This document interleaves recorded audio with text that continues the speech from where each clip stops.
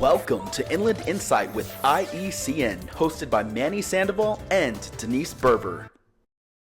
What's up, Inland Empire, and welcome to Inland Insight with IECN. My name is Manny Sandoval. I'm Denise Berber. And today we are here with Michael Segura. He is the Executive Director of the Garcia Center for the Arts. He also used to actually write and work for Inland Empire Community News, as well as just San Bernardino. You've done a lot of organizing over the years, and I think it's funny that I'm telling you what you've done because like it's news to you. You should say, oh, snaps. But yeah, thank you for joining us. Yeah, thank you for having me again. Excited to be here, excited to be a part of what IECN's doing now. Y'all have really brought the paper to a new era, so. Thank you very much for that. And so congrats on Executive Director with Garcia Center. Thank you. So you have been hands deep in everything for the past 6 months since you started beginning of 2025 and reconstructing a lot of the systems, operations, optimizing different programs, strengthening programs, creating new programs. Where do we stand today? Yeah, that's a good question. I think the restructuring for sure. I think I came in and it was really about listening, figuring out what was happening there. We had a lot happening, but nothing was really structured in a way to be sustainable, and there wasn't a lot of systems in place for data collection to show impact. So I think that's where we started. It was listening to folks, seeing what they needed, and then from there being able to realize we have these programs that are happening that we're not talking about, and one of them is pathways into education through being an instructor there, a creative instructor at the center. Another one's our garden, of course, and how that functions in the sense of being able to teach community how to grow, teach community how to harvest, and then also providing other resources like a seed library.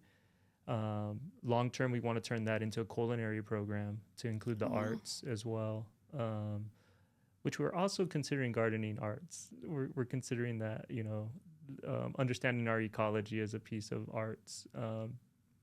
So we have that. We have capoeira there. That's a Brazilian dance, cultural phenomenon, really. And they've been there for a few years now. So they've continued. They're there every Monday, Wednesday, and Saturday.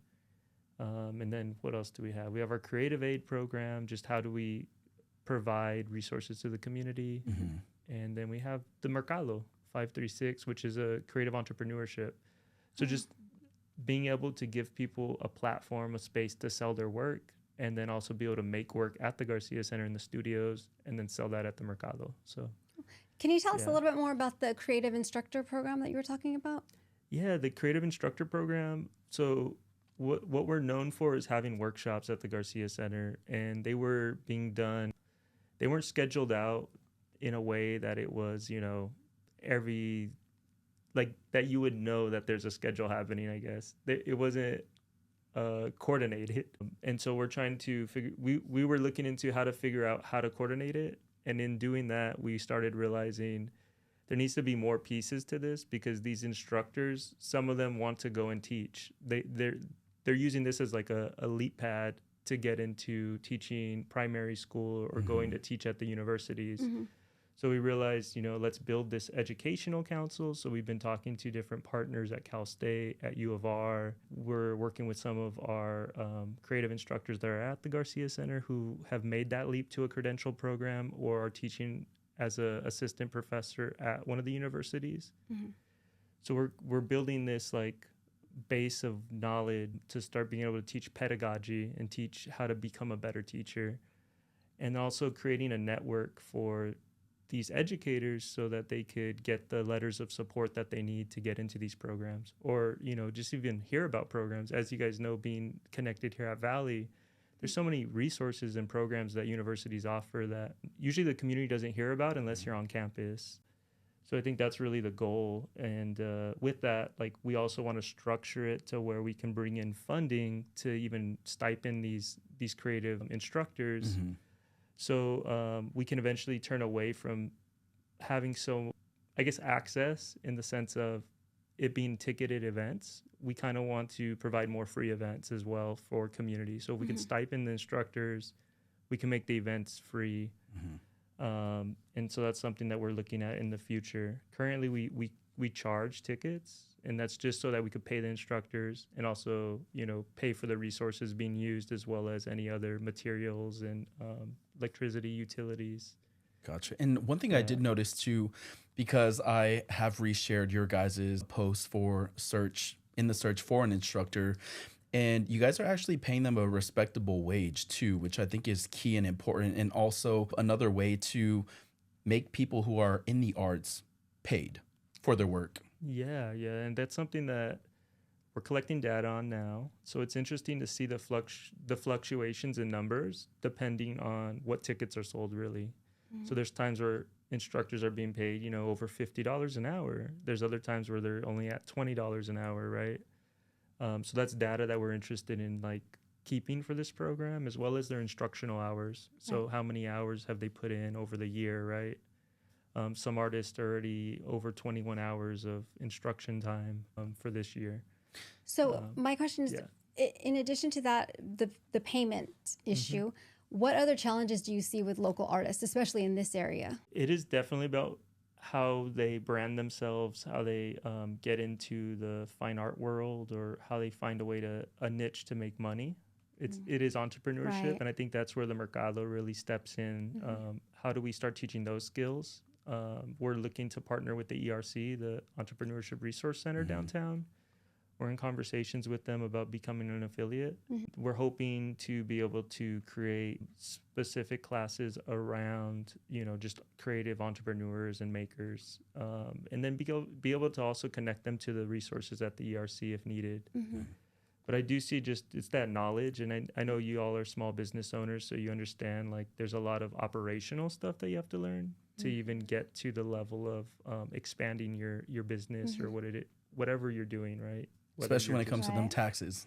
Yeah, especially there with seems taxes. to be a big focus lately on a lot of educational business educational programs for entrepreneurs, and because a lot actually that we've come across now that lately. We're talking about explain, everybody has a program, everybody's got their, because those are the basic stepping stones to building and expanding. So you kind of have, if you don't have that knowledge, then you're not going to be able to. We're definitely starting to see a lot more of these programs for minority-owned businesses finally. And it's great to see that at the same time, especially we had a conversation a couple of weeks ago with a organization where they have a opportunity for farmers becoming business owners when it comes to farming and self-sustainable and whatnot, and understanding the ins and outs the proper way. And so they don't get themselves in any trouble down the line when it comes to taxes or the way that you file your business. And it's all these back end things that are so time consuming, but can also be very daunting and confusing, especially if you don't speak the language that the information is presented to you in on a government website. And especially because you deal with artists who are traditionally,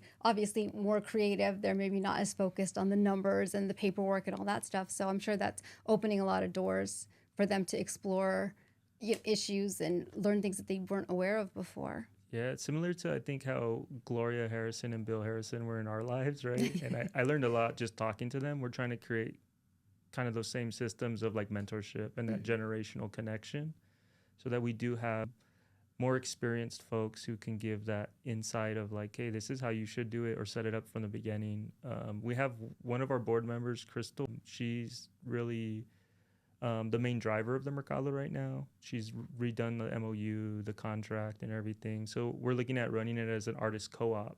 Oh, wow. So artists, in the past, we were taking a percentage from artists. We're looking at letting artists take the whole amount. And so it goes directly to their bank account.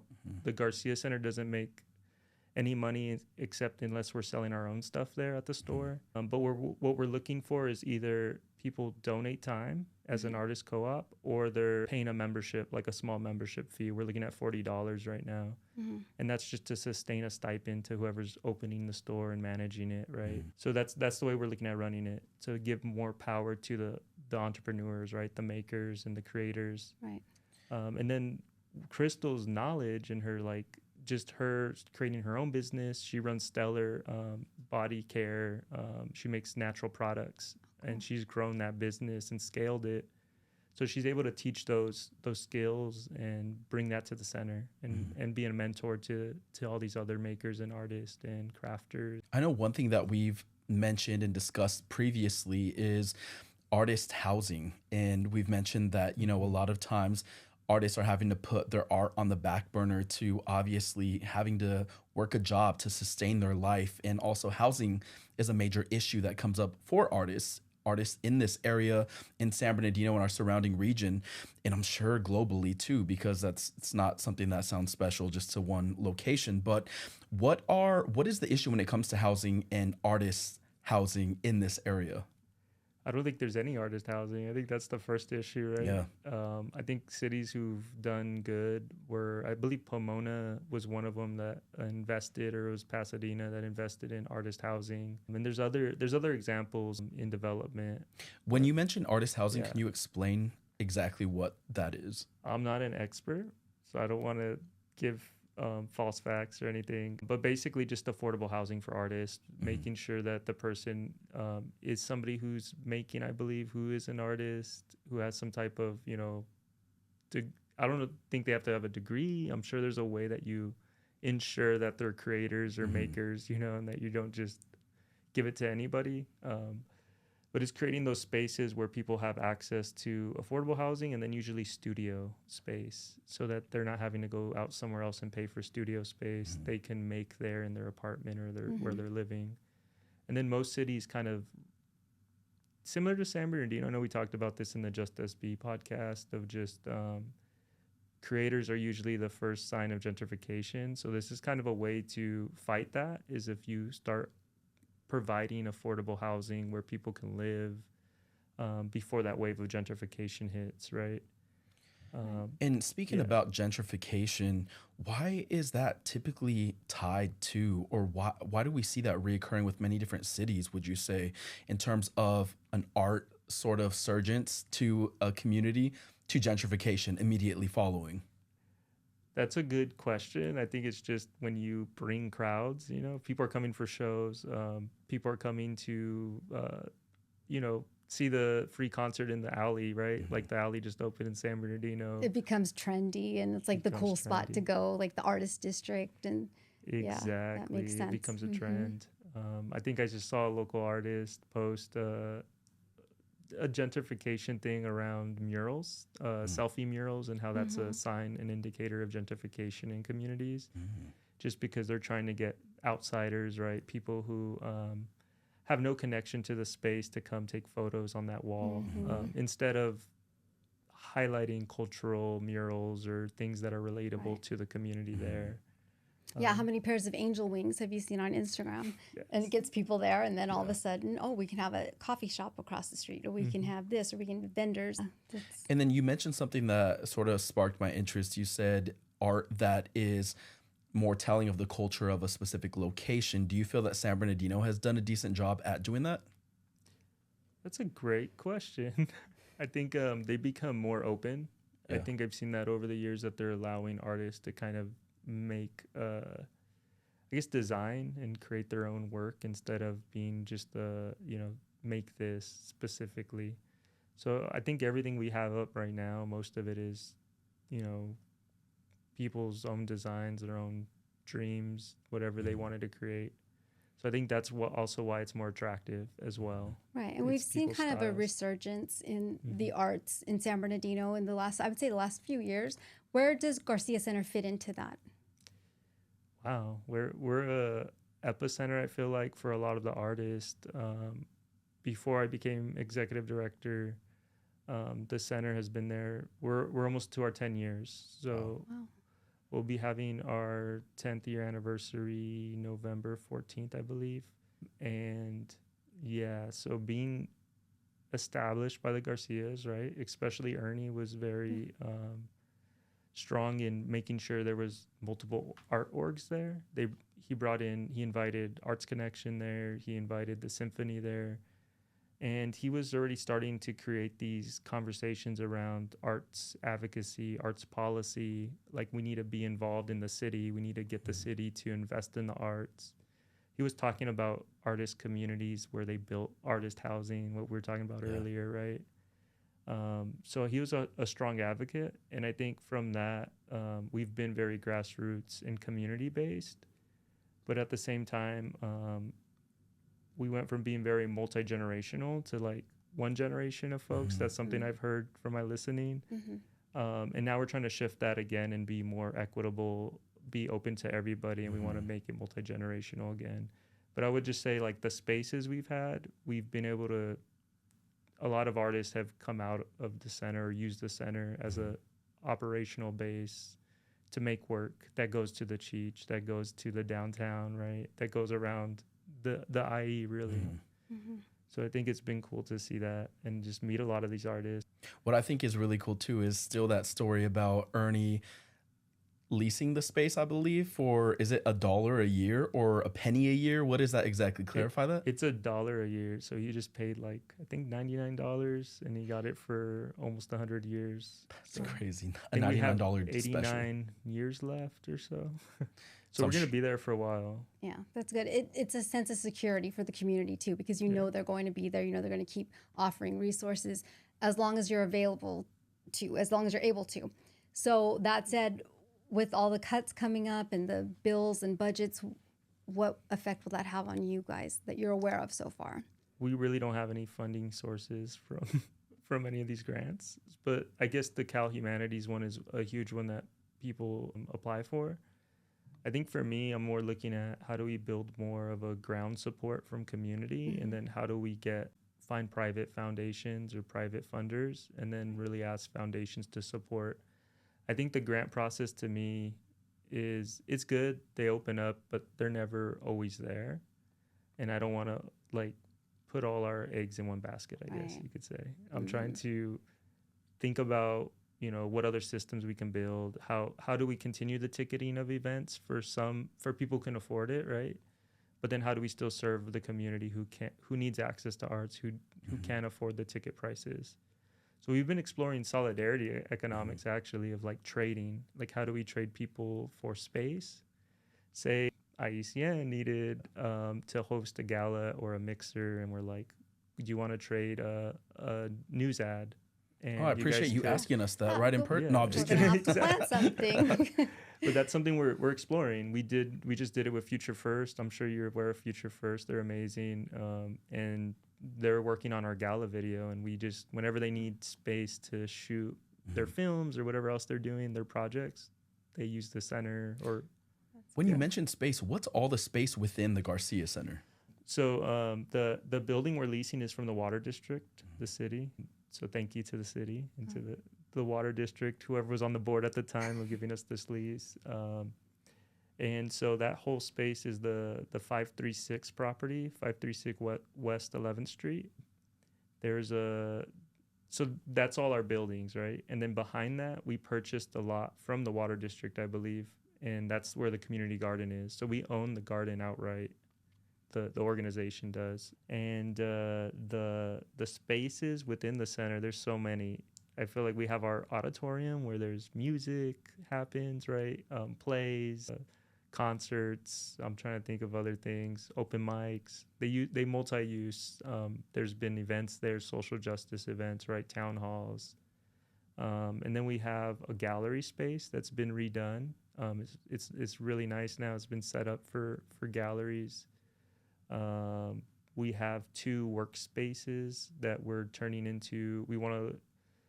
We're exploring membership right now, so we're setting all that up on the back end, and we want to be able to provide tools for a monthly cost, right? And then we have a library that's going to be open to the public. So that's an art library.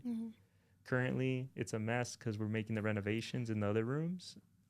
But we want to have that open with computer access, similar to the library, the public libraries. And then we have a ceramic studio. And then we also have a glass blowing studio that has... I gotta get in that class, yeah. Yeah, that one hasn't really taken off yet because the cost. So it always comes down, as you guys know as business owners, the cost of operations, right? And then we have a whole nother wing that we have plans for. I don't want to say anything yet, but I'll definitely like to come on again and talk about what we're doing there. But there's a lot of space. It is a lot of space. It is empty a lot of times, and that's something we're trying to shift, is like, how are we making this more of a campus feeling? And people are, like, walking around, right? People are snacking on stuff. How do we So we're also exploring a coffee shop in the back. We've been exploring how do we bring a business to our garden area where we own. And yeah, there's this. I would love to see a coffee shop there. I love mom and pop coffee shops. And any and every city that I'm in or close to, I am there. So that just you throwing that out there makes me excited. But one thing too that I noticed, because we have a news rack there, and so you guys also recently repaved the whole street that is the front-facing street of the Garcia Center. Is that correct? I just want to thank the city of San Bernardino, Public Works, and I also want to thank Helen and our council member, Ted, because I think once we brought them, I gave them tours of the place, and I was just like, these are all our needs. And they saw how messed up the street was. And that was like the first week that you were in there, I believe, right? First month? Yeah, I got Ted in there to just fill the potholes, but those potholes started unfilling, as you know, so then they redid the whole street. So it really is such a unique space, too, and I'm sure maintaining it, though, is a lot of work. It is a struggle to have a building, for sure, especially one that's that old. I think it's built in the 20s.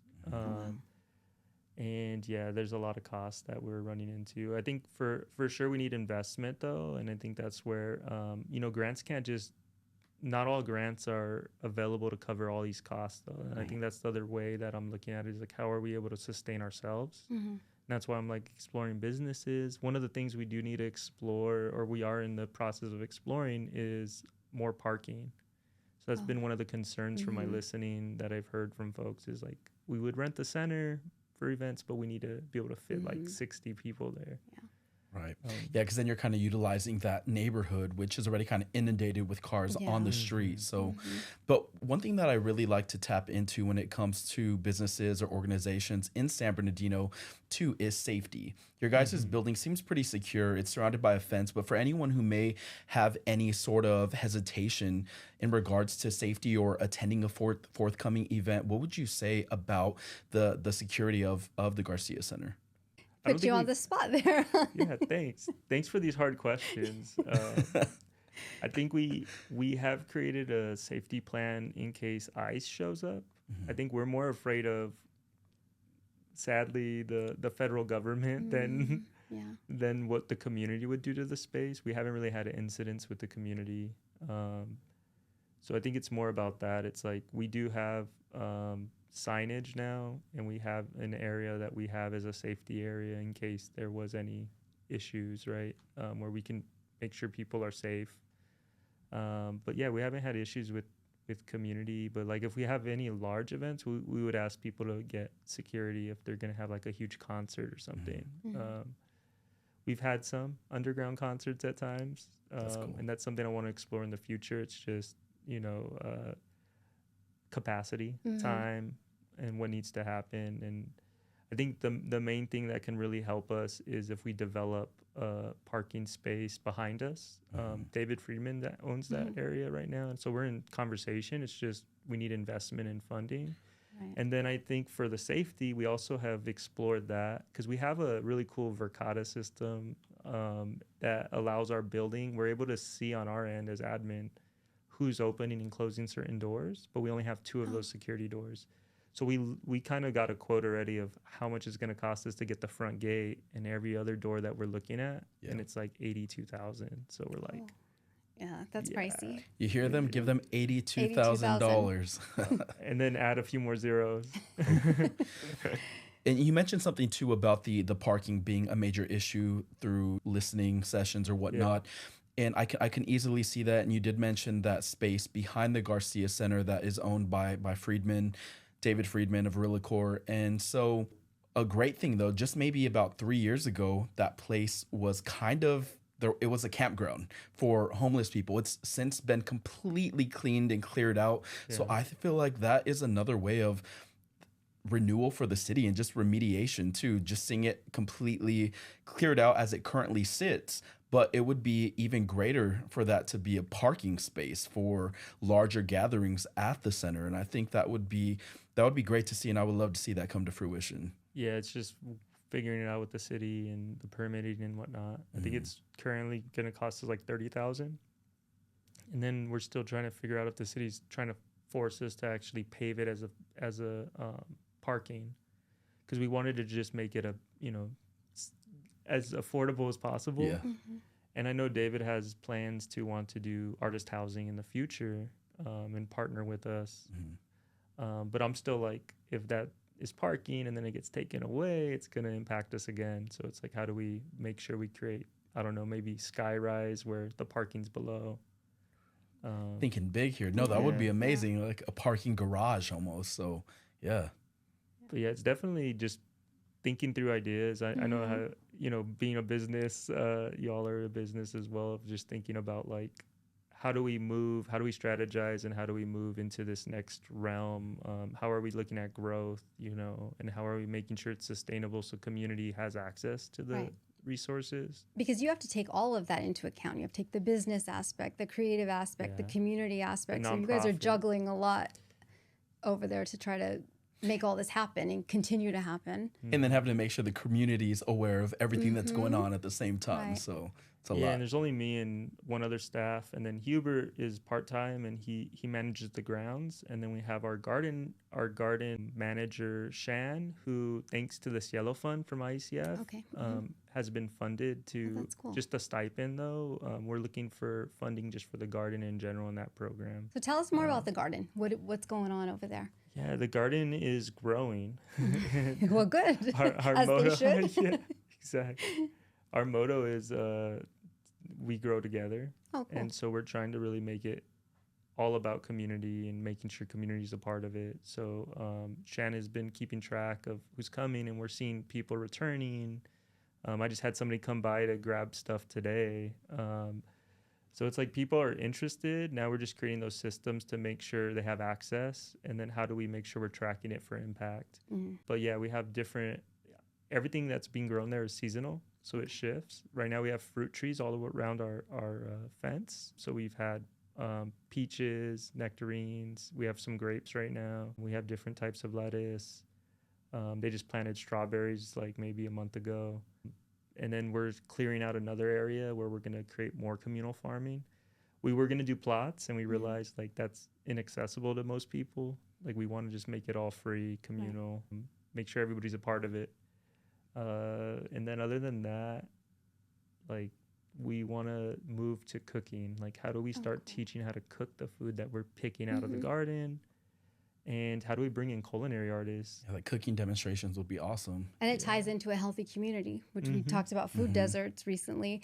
And that's kind of part of it. You start the community gardens, teach people how to cook, then they're not eating junk food as much. And it's another resource. Exactly. Yeah, that's very cool. We're looking for those partners right now. I have somebody who's going to help me start writing those grants that are specific for health and garden. Because, Loma Linda sponsors a garden already, the Garden of Health.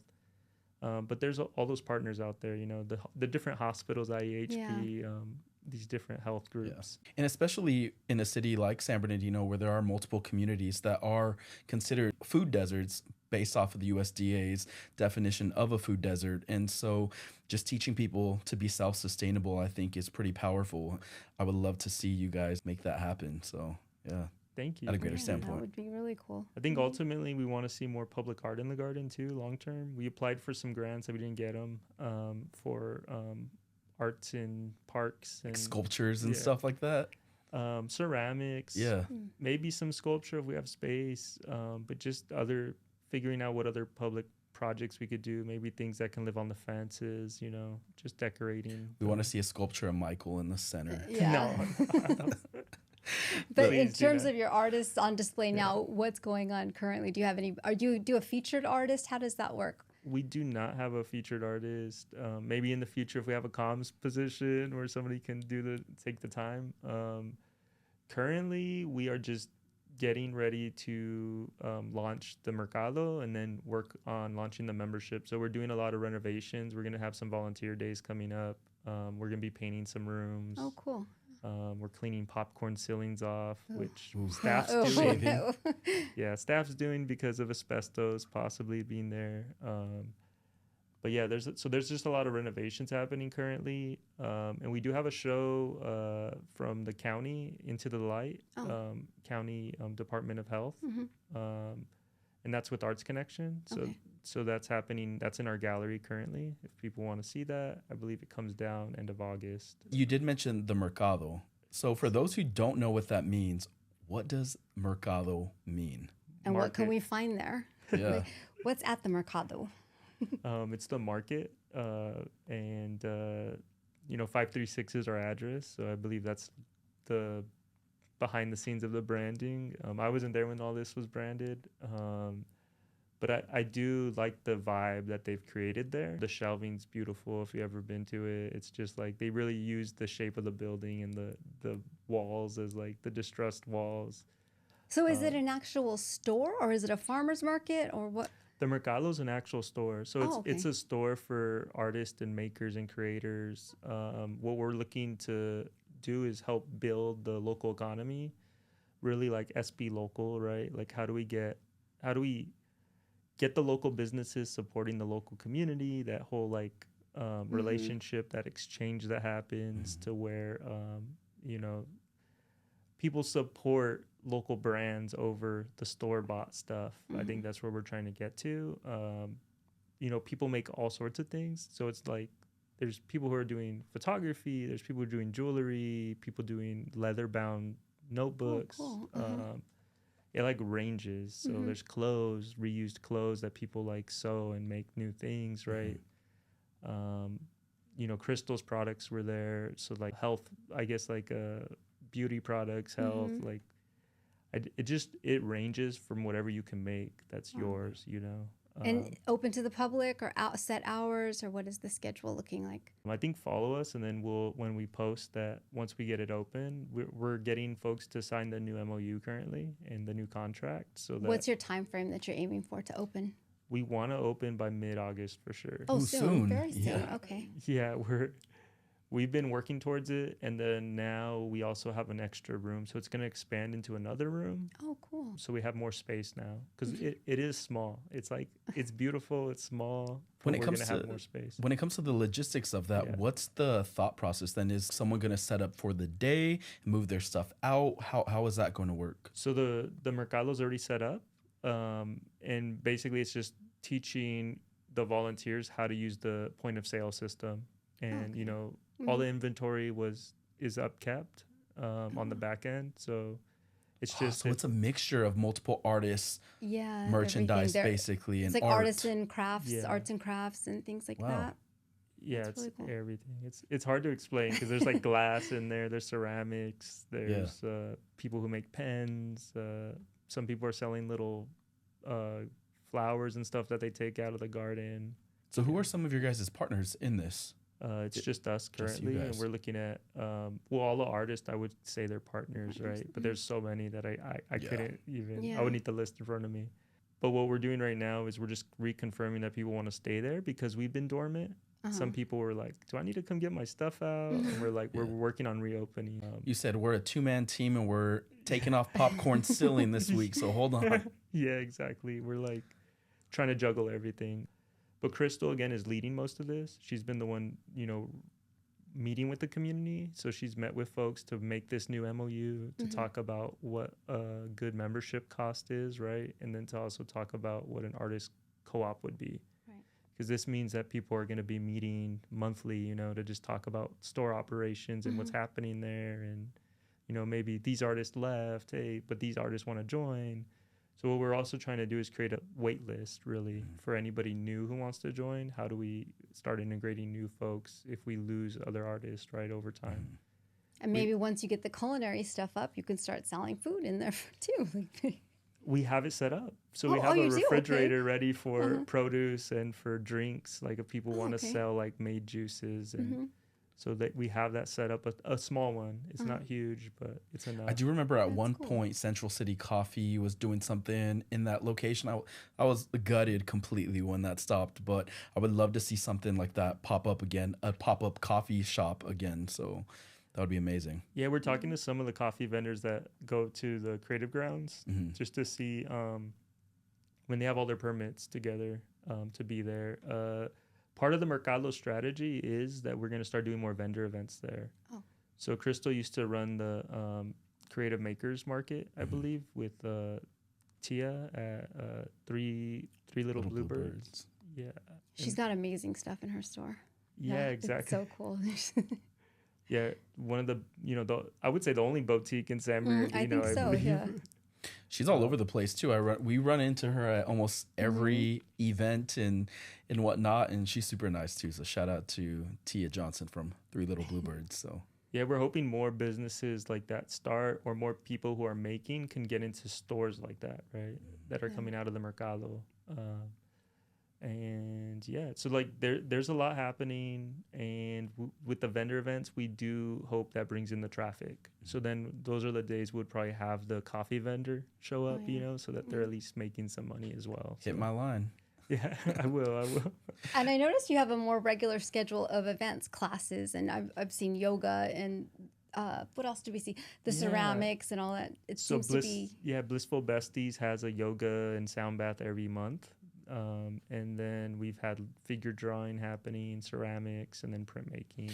And I think that's so cool, especially when it comes to like the sound bath and just, things like this being available to people in the community, where a lot of times those sort of opportunities or those type of activities are very costly. And so the fact that you guys are, offering them, but at a average or like a low cost, I think is just pretty incredible for people in our area. Yeah, they're like making no money. I was talking to them about that too. I was like, don't you guys want to try to make some money for yourselves? So hopefully they can grow it. For me, I'm like, how do we incubate these small businesses that are startups, right? That are really trying to get known and get out there.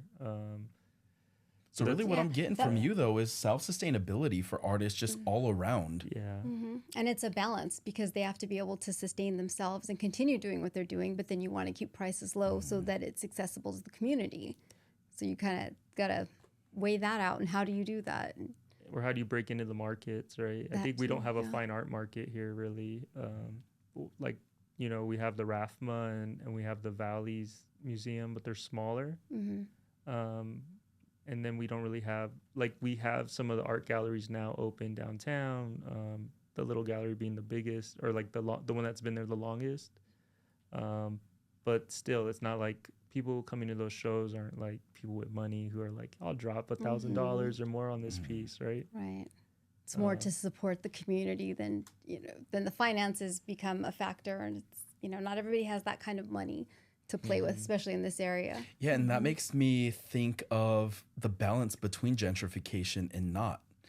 Because, I mean, this might not be the popular answer, but is it smart to have a balance of gentrification at times, especially if you're needing that monetary support? No, I think you have a great point there. I think what it is how do we put in safeguards to where like the artist housing's there. I think it was brought up at the meeting we saw each other last at, right? The cultural districts planning is just like, how are we taking into account the people who already live in the district? And then for me, it's like, how are we surveying the population there to make sure there's enough housing to meet that demand? I know the city was already behind. From my work in Just SB, right, I heard about the city being behind on their affordable housing quota. So I think it comes to a governmental issue of like, where are the safeguards and how are we ensuring that communities not being pushed out, similar to what happened at the Waterman Gardens. Yeah. So I did want to ask you a few more questions, a few personal art questions. Okay. So who are some of your favorite artists? Oh man, that's hard. I'm like, who do I follow that are artists? I think it's the local artist right now that I follow the most. Cesar Garcia is one that I buy a lot of his prints and his pieces. Lucy is amazing. Alcira. I'm trying to think about other artists. Does Cesar have murals in San Bernardino or no? He helped do the wheat pasting one behind the Garcia Center. Gotcha. I think you're thinking about Adam. Adam is also an amazing artist. Adam Aguilar.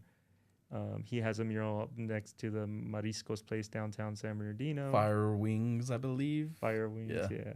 And you have a little artist in training. I have a little artist in training. I do. Maya is doing art with me, and that's really the only time I get to do art right now is just drawing with my kids. I told Michael already, but I was at the downtown art walk and I saw this cool little piece of art and I thought, oh, that's kind of cool. I like that. So I went to go look and see who made it, and it said Michael and Maya Segura. I was like, oh, hey, how about that?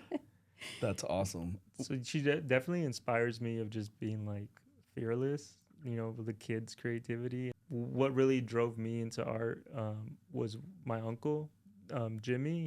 He would do watercolors, and then from there, graffiti. And the graffiti artists locally that I would follow was Cuff and Cuvo. Cuvo has that boxing mural on East Street. If you've ever seen that one, it's like right there next to San Bernardino High School. But he's one of the artists I look up to for sure. Just like their skills, you know, hippie as well, and then so there's just a lot of talent I think in the area. That's where I'm trying to get to. It's just like you're trying to get to. There's a ton of talent, and it's within Michael right here. Come on, you're doing 20 things at once. That is crazy. But you're helping to facilitate that, so that's good. That's your part. I think that's the other thing is there needs to be arts leadership, right? There needs to be this facilitation of what's happening, these organizations, right? And definitely like how are we building that next arts leadership? I think that's a question we've been asking ourselves while we're building programs at the Garcia Center. That's why like creative instructor is paired with mentorship. That's why we're pairing the Mercado with a mentorship model so that there's like a passing down of knowledge. The same thing I got from Ernie and Dottie, the same thing I got from Gloria and Bill. It's like I think that's what builds communities and really strengthens them is that shared relationship, the sharing of skills. At some point during this conversation too, you mentioned, you know, the importance of art policy and, you know, legislation, etc. But in, you know, monetary, you know, grants, and we've had those conversations throughout this podcast. But there are a lot of times when I post something promoting an article that we've written that is covering, let's say, Soul Alley, or let's say something along the lines of the forthcoming potential, like an arts district or whatnot. There's always one or two people that say it's a waste of money in this city. It's a waste of money in San Bernardino. I see that reoccurring year after year, post after post. What would be your response to people that don't necessarily, or maybe don't see what the investment is and what the positive is at this point? Yeah, I'm going to get political here. I feel like no, that's good. These are my own personal beliefs, and I'm not going to say they're the Garcia Centers. But for me, I would first say, like, are they the police saying this? Are they people who work with the police department? Because our police takes so much of our budget in a lot of communities. I think what I've realized as a youth organizing in San Bernardino was if you want to make communities safer, I think there's recent news that came out about Baltimore and them investing more money from police and into community social programs like internships for youth, and that just drops the crime rate. Because if you get people into doing things besides being out on the streets or, you know, hanging out at friends' houses instead of being at a community center where they're getting mentorship or having access to things, right, like computers, tools to make art, whatever else that they need.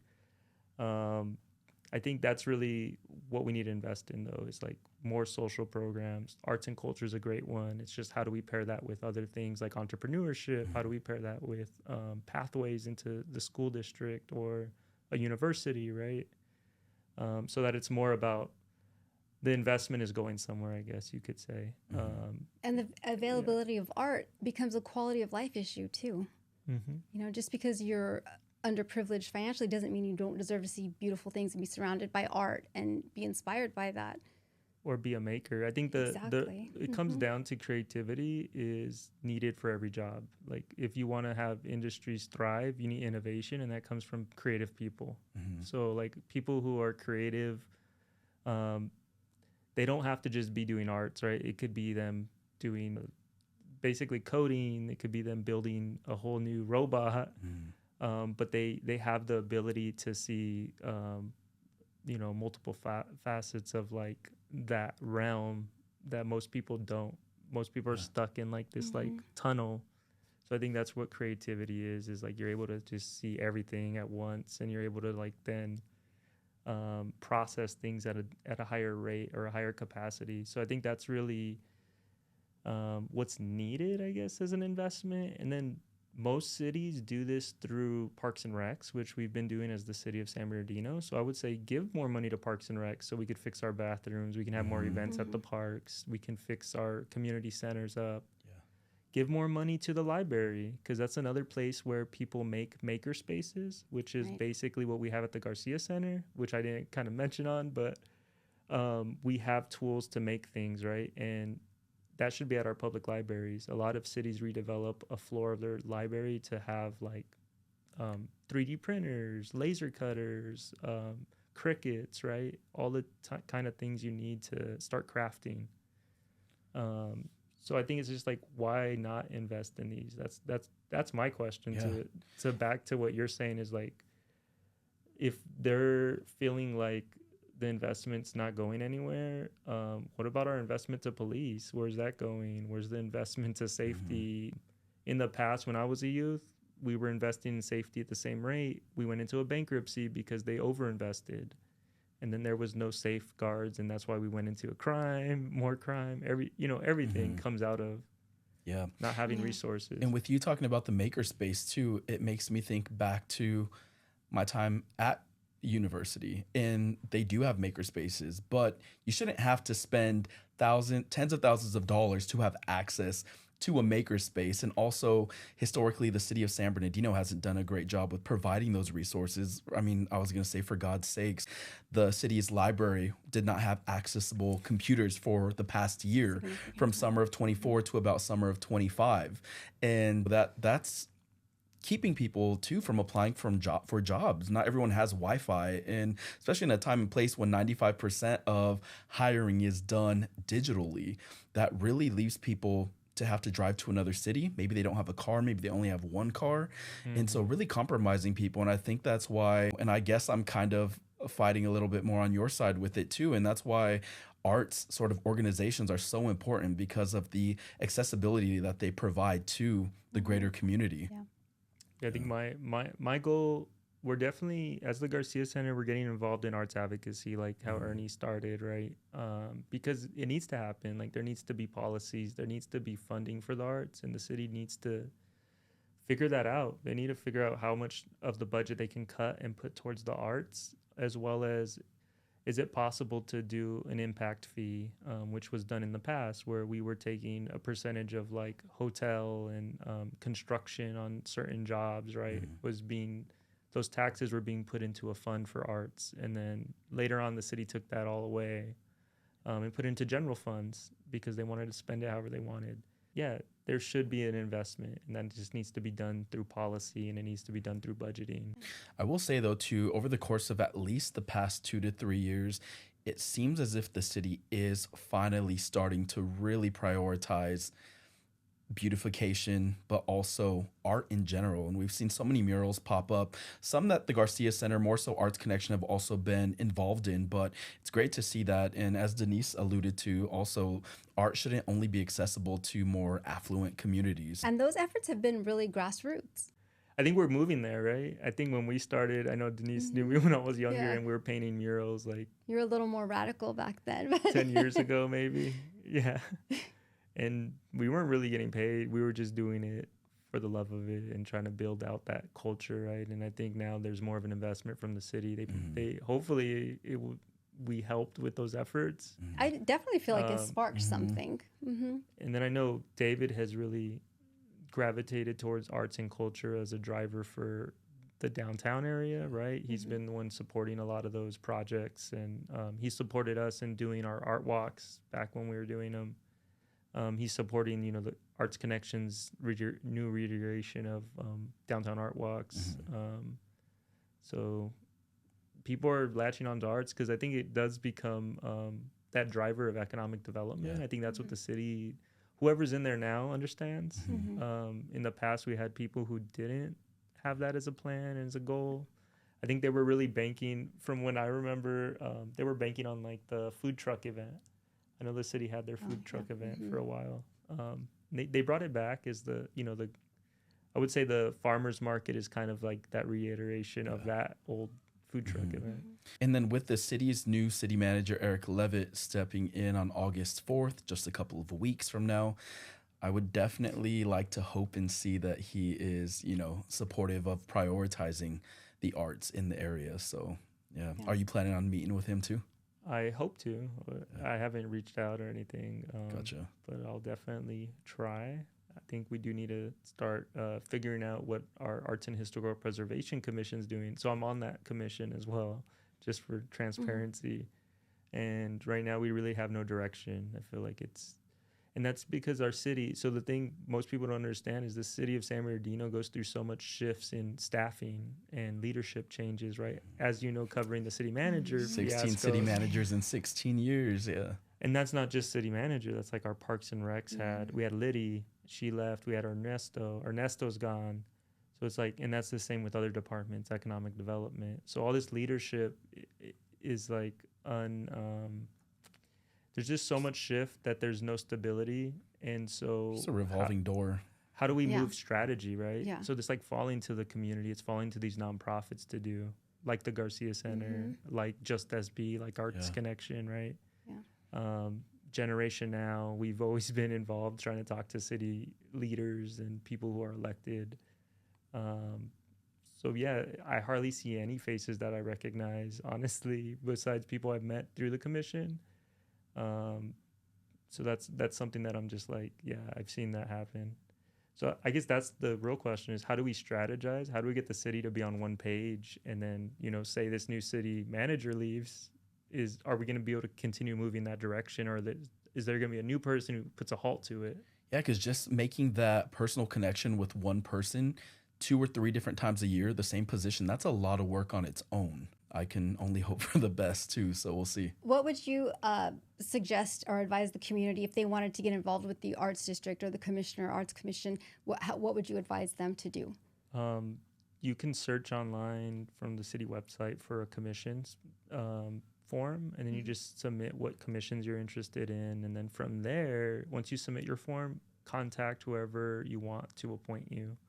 So you can sit on any commission seat and live anywhere in San Bernardino. You just have to live in San Bernardino. So that's the way to get involved in the commission. I think a commission's good start, but then also just talking to your council members, sending them messages,